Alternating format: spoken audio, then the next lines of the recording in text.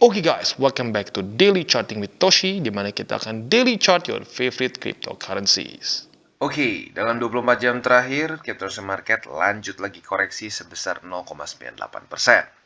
Dengan total market cap mencapai di 987 miliar US dollars. Yang kita bisa lihat untuk Bitcoin lanjut lagi koreksi sekitar 1,5%-an di angka 20.066 USD. Ya, berarti ini permasalahannya sepertinya MA20. Untuk Ethereum naik sangat tipis sebesar 0,02% saja di angka 1601. Nah, kita tahu di sini ada struktur resisten juga ya. Lalu untuk BNB dia terkoreksi sebesar 1,37%. Untuk XRP dia basically netral 0. Lalu untuk Cardano dia terkoreksi sekitar 0,5%-an. Untuk Solana dia terkoreksi sebesar 1,75%, dan yang terakhir Dogecoin dia terkoreksi sebesar 0,04%. Nah, jadi kita tahu bahwa pada hari ini akan ada satu fundamental yang penting, ya, berita fundamental yang penting, yaitu Ethereum Merge, di mana sekarang sejam lebih 50 menit lagi. Nah, basically nanti saat ini sudah di-upload, harusnya sih udah sangat dekat banget sama The Merge, ya. Jadi buat kalian yang akan buka posisi futures, ekstra hati-hati, karena ini akan menjadi satu berita fundamental yang besar, ada kemungkinan terjadi volatilitas. Dan buat kalian yang punya Ethereum sudah banyak nih, lu udah akumulasi di bawah dan berencana untuk kesannya berharap ini bisa pump, hati-hati juga karena ada kemungkinan ini buying the rumor, selling the news ya. Jadi ya basically hati-hati aja ya, jangan sampai kalian over leverage lah ya. Lalu selanjutnya untuk data ekonomi kita tahu bahwa nanti pada tanggal tepatnya 22 September ya, karena subuh masuknya ya, di mana ini akan ada data FOMC. Masih lama sih ya, masih lama, sekitar seminggu lagi ke depan. Jadi ini nanti akan keluar langsung FOMC Economic Projection Statement, dan juga yang mungkin arguably yang paling penting adalah Fed Interest Rate Decision. Ya, jadi kalau si rate-nya ini ternyata naiknya terlalu tinggi, ya misalkan naik 100 atau 120, 150, nah ini akan menjadi berita yang buruk untuk cryptocurrency market. Sayangnya data CPI kemarin nggak terlalu membantu untuk the Fed bisa geser menjadi lebih dovish ya. Dan ini juga penting nih, si press conference. Andaikan press conference mereka bahasanya itu hawkish ya, wah akan meningkatkan terus interest rate, inflasi masih belum bisa dikontrol, itu juga akan kembali merusak market. Ya, jadi itu beberapa hal yang harus kita perhatikan. Oke, jadi itu kurang lebih untuk newsnya ya. Nah, sekarang kita akan geser ke chartingnya. Nah, untuk chartingnya ya, menurut gue sih MA20 jadi masalah sekarang buat BTC. Ya, kita tunggu sampai dia loading dulu. Sedikit lama, tapi ya bersabar aja sedikit ya. Oke, nah seperti yang kita bisa lihat di sini, dan benar ya, dia literally ketahan oleh MA20 yang kemarin itu ada di angka berapa sih? MA20 di 20.237. Close-nya kemarin di 20.228 ya, jadi sedikit di bawah dari MA20. Nah, karena itu sepertinya market melihat ini sebagai suatu rejection dan sekarang mulai cenderung turun. Ya, jadi ada probability ya, ini bisa lanjut lagi ke bawah dan retest 19.200 secara TA-nya ya. Nah, selain dari itu juga the merge ya, the merge ini ada kemungkinan juga bisa membuat market cenderung sedikit drop ke bawah juga ya. Lagi-lagi karena secara TA-nya not looking good ya. Nah, jadi ya harapannya gini lah, secara teknisnya mungkin kita harapannya Ethereum tidak ada permasalahan teknis, nggak ada bug tertentu ya, karena kalau sampai itu terjadi, itu akan menjadi satu berita fundamental yang nggak bagus untuk cryptocurrency in general ya. Nah, untuk short termnya PR BTC adalah reclaim MA20 ya. Kalau bisa lagi ya, lebih amannya dia mendingan kalau mau sideways di sini 20.800 ya, karena kalau sideways di sini probability dia untuk jebol lagi ke bawah dan mulai weekly close di bawah dari 19.200 semakin besar, and that's bad ya. Nah, jadi itu PR untuk short termnya. Untuk long termnya sayangnya semakin jauh ya. Kita tahu PR long term dia adalah menaklukkan MA200 weekly yang sekarang ada di 23.300-an. Nah, selain dari itu juga, satu lagi berita yang cukup menakutkan adalah death cross antara MA20 dan 200. Kalau sampai ini terjadi, ini adalah pertama kali dalam sejarah Bitcoin bahwa terjadi death cross antara MA20 dengan 200.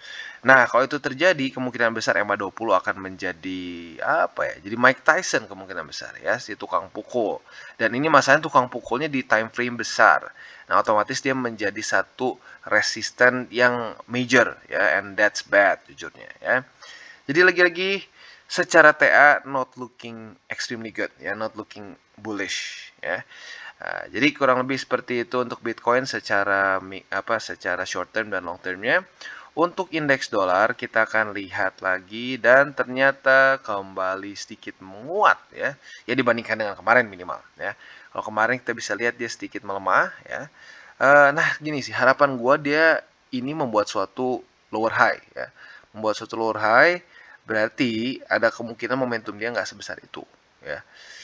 Jadi ya moga-moga dia retest lagi 20 dan gagal mempertahankan 20 ya, dan kembali lagi di bawah dari 108,55.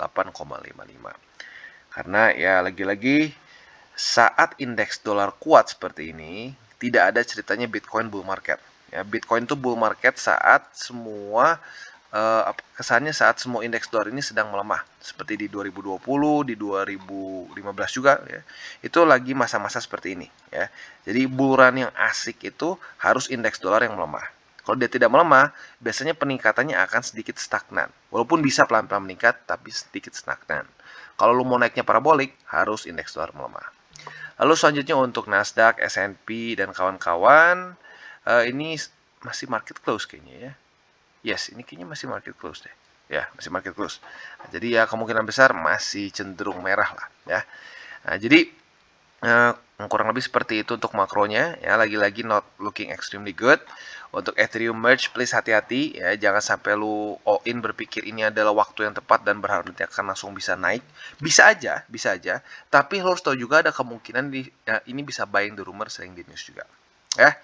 Jadi kurang lebih seperti itu. Untuk buy limit kita akan bahas di belakang setelah ini. Tapi sebelum masuk ke sana, gue akan ingatkan sekali lagi, DCWT ini bukanlah financial advice, bukan juga bagi-bagi sinyal. Tujuannya ini untuk edukasi ya, dan membiasakan supaya lu bisa lebih mengerti charting. Dan selain dari itu juga, cara terbaik untuk mendukung TCI itu ada banyak ya. Ada bisa lu mulai dari nge-like video, nge-share video, atau bisa juga menggunakan link reflektor di bawah ya. Sebelum kita lanjut, kita akan dengar dulu pesan-pesan dari sponsor kita pada hari ini. Oke, dan sebelum kita lanjut DCWT kita pada hari ini, ada berita bagus dari OKX, di mana kita bisa mendapatkan mystery box yang nilainya up to 10.000 US dollars ya. Cara kerja seperti apa? Mudah. Kita invite teman kita, ada new user login, dan kita bisa claim reward kita. Ya, step 1, kita invite teman kita dengan invitation poster kita atau link ya. Dan yang kedua, saat teman kita login ya, hanya login saja di OKX app selama 30 hari setelah registrasi, both lu dan invitee-nya akan mendapatkan mystery box. Nah, apabila teman lu mengkomplit single deposit, ya ini di luar dari yang step kedua ya, lebih dari 50 USD, kalian akan mendapatkan lagi satu mystery box lagi ya. Jadi ada dua cara nih ya, bisa double. Nah, setelah itu semua mystery box ini bentuknya ya, hadiahnya ini dalam crypto rewards up to 10.000 US dollars. Rewardnya bisa macam-macam, ada BTC, ETH, OKB, dan seterusnya ya. Nah, setelah itu kalian juga bisa mendapatkan lagi surprise mystery box untuk yang kedua, kelima, dan ke-10 dan seterusnya ya. Jadi buat lo yang tertarik dan belum punya akun di OKX, jangan lupa bisa cek link referral kita di bawah. Oke, dan sekarang kita masuk ke buy limit untuk Bitcoin. Dan buy limit kita masih sama seperti kemarin di 19.226, di mana ini adalah satu struktur yang penting untuk Bitcoin. Karena ini basically struktur yang menahan kemarin Bitcoin lanjut membuat lower low. Ya, apalagi di weekly lebih jelas ya. Dia kemarin menahan dengan cukup oke. Nah, harapan kita ini untuk menjadi double bottom, ini jujurnya semakin kecil. Karena lu lihat sendiri lah, bahwa kemarin gue berharapnya ini bisa retest ke daerah 24 ribuan, tetapi faktanya malah cenderung turun lagi ya. Jadi ya cukup bikin mengecewakan ya, karena lagi-lagi data CPI yang nggak bagus. Nah, untuk sekarang, untuk posisi long, lu sebenarnya bisa pertimbangkan apabila terjadi retest di sini 2 kali ya. Jadi terjadi konfirmasi, retest 1, retest 2. Nah, kalau terjadi konfirmasi, monggo lu buka posisi long dengan target TP antara 2. MA20 untuk yang konservatif dan 20.800 untuk yang lebih agresif. Nah, jujurnya dalam kondisi yang seperti sekarang lebih aman konservatif. Tapi ya baik lagi, ada aja orang yang lebih suka ya lebih deg-degan gitu ya, lebih suka kalau deg-degan ya monggo silahkan, mau yang lebih high risk juga boleh ya. Jadi itu untuk posisi long. Untuk posisi short, nah kita bisa pertimbangkan apabila nih senarionya seperti ini. Andaikan dia misalkan ini udah ke retest, kan ini udah bukan reclaim, dia tembus di sini ya, tembus 20, ini retest 1. Nah, ini terjadi retest 2. Kalau mau buka short di MA20 juga bisa lo pertimbangkan sebenarnya ya. Nah, tentunya kalau short di MA20 di sini tinggal lu balik logikanya ya. Tinggal lu pasang TP-nya di 19.200-an ya. Jadi kurang lebih seperti itu untuk BTC secara long dan short. Dan buy limit pertama, untuk spot lu bisa sama di tempat long juga yaitu 19.200-an. Atau di buy limit lah kesannya ya. Nah untuk buy limit kedua kita harus geser ke indeks Bitcoin. Dan selanjutnya adalah di 15.600. Lagi-lagi ini adalah statistik yang terjadi 2 kali sebelumnya di siklus-siklus 2020 dan 2015. Simpelnya ini adalah drawdown 30% dari MA200. Ya. Andaikan ini jebol juga, ya, siap-siap ini akan masuk ke satu price range yang cukup menakutkan, yaitu daerah 12.000 sampai 10.000. Nah, seperti yang gue sudah bahas sebelum juga, ini adalah struktur yang sebenarnya terbentuk di ya 2019-an, di 2019-an dan 2020 awal. Oke, jadi kurang lebih seperti itu untuk Bitcoin, ya. Dan sekarang kita akan lanjut ke ETH. Oke, dan selanjutnya kita masuk ke Ethereum. Dan untuk Ethereum kita bisa lihat ternyata jam 7 pagi tadi bagus close-nya. Ya, dia di atas dari struktur 1601. Dia reclaim tepatnya. Ya. Nah, tetapi kita bisa lihat sendiri sekarang langsung di retest. Dan kita tahu ini sudah semakin dekat juga ke the merge. Nah, lagi-lagi untuk event-event seperti ini, kita nggak pernah tahu. Kita nggak pernah tahu apakah ini akan jadi buying the rumor and selling the news atau langsung ngepam aja. Ya. Karena kalau kita ngomong dulu waktu Cardano hard fork di 2021 lah. Kita ingat waktu itu harga naik luar biasa. Harga naik dengan luar biasa tinggi. Ya. Saat newsnya keluar, yang terjadi apa?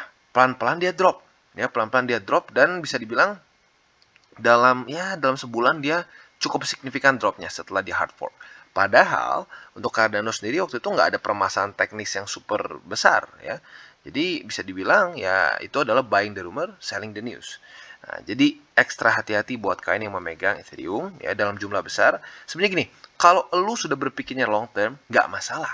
Tapi kalau berpikirnya bahwa wah dengan ini nih, gua masukin duit waktu merge, terus akan ngepam dan gua bakal kaya. Nah, itu yang menurut gua nggak tepat. Karena lagi-lagi ada resiko ini akan buying the rumor dan selling the news. Ya, gue bukan bilang pasti ya, ada resiko seperti itu. Karena sebelum-sebelumnya Cardano, Polkadot terjadi hal yang mirip. Ya, untuk Polkadot itu slot auction. Ya.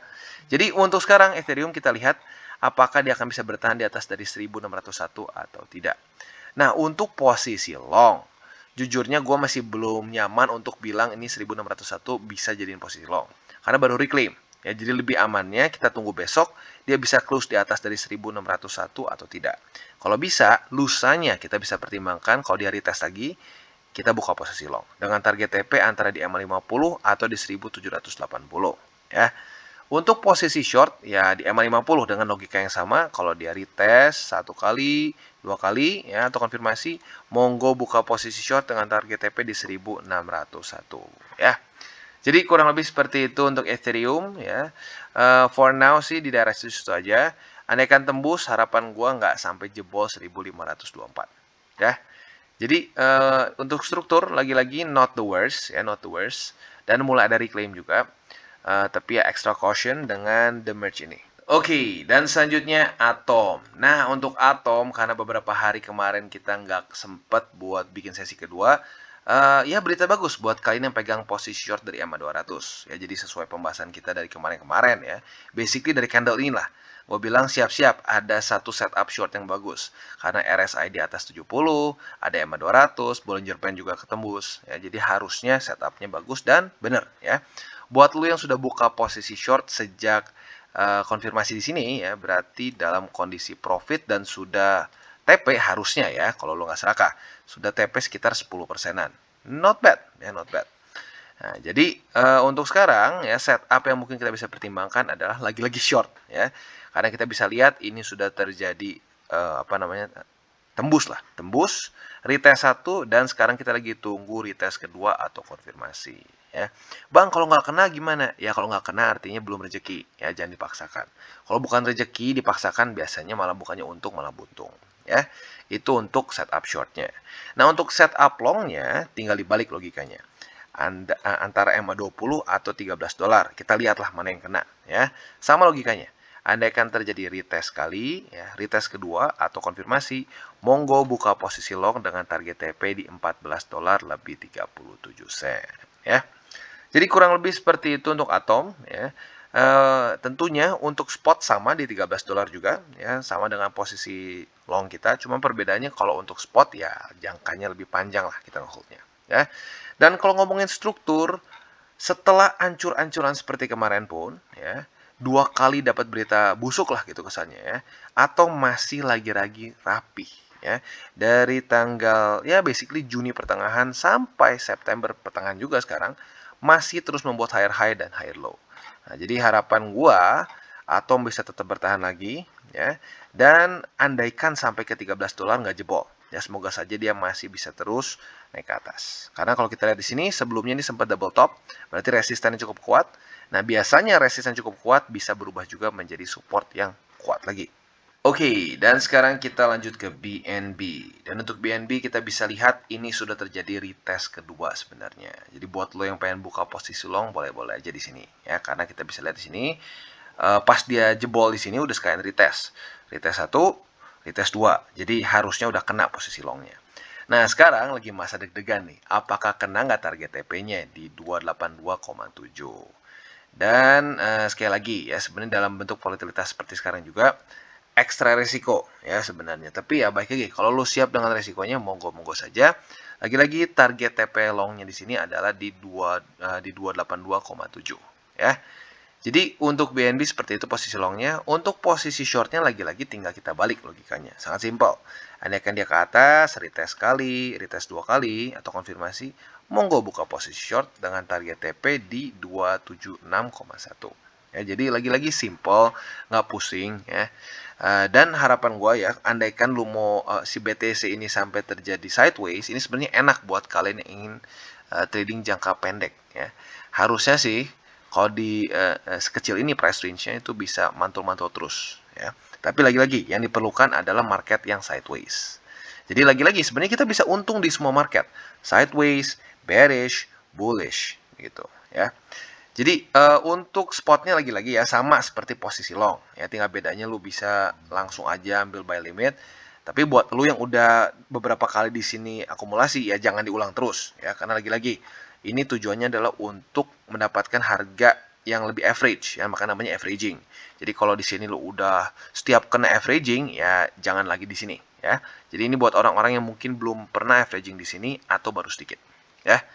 Jadi kurang lebih seperti itu untuk BNB secara struktur, lagi-lagi not the best ya, not the best. Kemarin cukup menjanjikan tetapi sayangnya karena CPI kemarin kembali hancur berantakan. Oke, dan selanjutnya kita ke Phantom. Dan untuk Phantom berita bahagia nih ya buat kalian yang sudah dengerin DCWT tanggal berapa nih?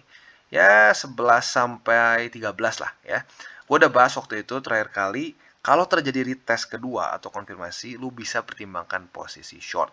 Dan ternyata buat lu yang pegang posisi short sekarang sudah TP ya, TP di 24 sen sesuai dengan pembahasan DCWT kita beberapa hari lalu ya. Nah, berarti lu sekarang dalam keadaan profit sebesar berapa nih? Wow, lumayan ya, sekitar ya 10%-an lah kasarnya ya. Jadi ya lagi-lagi dalam kondisi market seperti apapun sebenarnya kita bisa profit ya, asalkan mau jaga risikonya. Kalau nggak bisa jaga risiko mending nggak usah ya, tapi kalau bisa ya ada peluang sebenarnya ya. Nah, sekarang untuk posisi longnya seperti apa? Tinggal kita balik logikanya ya. Andaikan besok jam 7 pagi Phantom masih close di atas dari 24 sen, ada satu posisi long yang kita bisa pertimbangkan ya.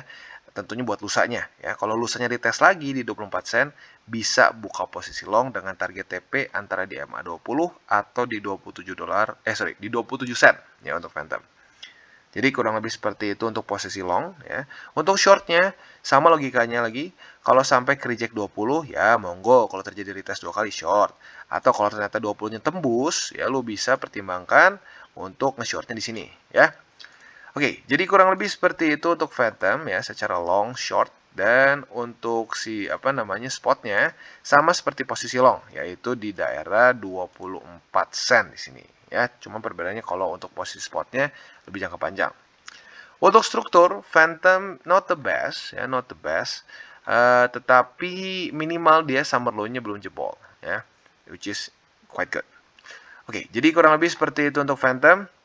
Dan sebelum kita tutup DCWT kita pada hari ini, gue ingatkan sekali lagi, jangan pakai uang panas. Ya, kesannya gini, lu mendingan cuma masukin ratusan ribu seminggu atau ratusan ribu per bulan gitu ya, dibandingkan dengan lu maksain pinjam uang atau pakai duit dapur, duit buat cicilan motor, cicilan rumah dimasukin ke cryptocurrency market.